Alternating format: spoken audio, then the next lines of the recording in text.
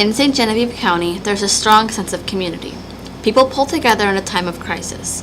With their help, the town is able to overcome obstacles involving crime, safety, and emergency situations.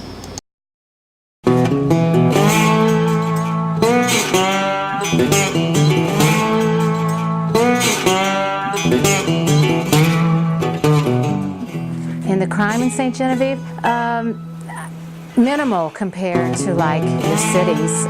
Well, the crime rate here is low. I think St. Genevieve is one of the most wonderful and safest places to live on the planet, period. A law enforcement officer, I often walk among the shadows, stand facing danger toe to toe, and rush headlong into places where fools and angels fear to go. I am a keeper of the law, though it won't bring me wealth and fame. I believe in law and order, so I'm proud to bear the name. I'm a law enforcement officer, I'll be your enemy or friend, but I'll always work for justice, on that truth you can depend. I think our biggest thing now is the meth labs. They find a lot of meth labs in the county. Not so much in the city, but they've had a lot of that they've had in the past few years. Maybe a month ago, several businesses broken into in one night, in which they just went around and hit. Several of them. We're a 55-man department, but still that's quite a few employees, so on a day-to-day basis you always have employee issues you're dealing with and county commissioners that you're talking to because they're the ones that make up your budget, and all of the cases that come across the desk, we're kind of get involved in some of them also. One way we generate a lot of money is housing federal inmates.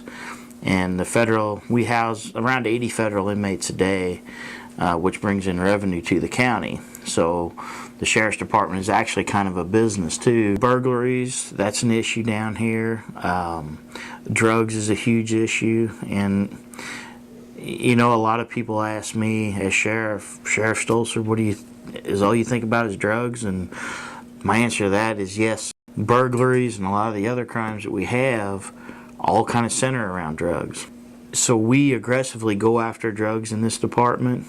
Over the years we do a lot of undercover buys and things like that to catch the drug dealers and the bad guys that way. It's really hard to catch somebody that burglarizes your house, but it's a little bit easier for us to catch people with the drugs. Our commitment is to provide high-quality service and personable care to all we serve while continually seeking to improve the health and well-being of our community. The type of patients we see basically are a wide range because we're a rural facility and we're a smaller facility. That means we're the only hospital within a 30-mile radius. We only see about 500 patients a month. Most of the time we can take our patients directly into the room. They don't have to wait in the waiting area because we do a smaller volume. On March 11th, just this past March, we had a tornado in the county. And we had to activate what we call our external disaster plan, where there's a disaster in the community and we're expecting large numbers of patients. When that tornado occurred, all of our ambulance services were called to that town. And it was after dark and there was no electricity, and they had to sort through rubble to actually get the patients and find the patients. And we were expecting a large volume of minor injury patients also. I think we're very efficient for a small facility.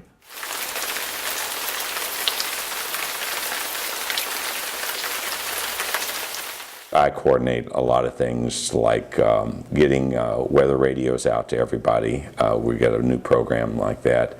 And then setting up different programs like Reverse 911, which we're looking at right now. The Reverse 911 is a system that's set up, set up a parameter. And what this Reverse 911 system will do is if we have a tornado warning, we can put up like a little square on a map and it will call everybody within that area, warning them that there's a tornado. So we set this whole building up to, we hope, be able to handle everything that be thrown at us. Early in the morning of April 1st, 17-year-old Wade Lurk went missing. This was one of the biggest tragedies St. Genevieve ever faced. Residents helped to search for Wade or found ways to care for his family and friends. Over 2 weeks later, on April 17th, Wade was found in his car at the bottom of Goose Creek Lake. This event helped the community pull together, although it was tragic.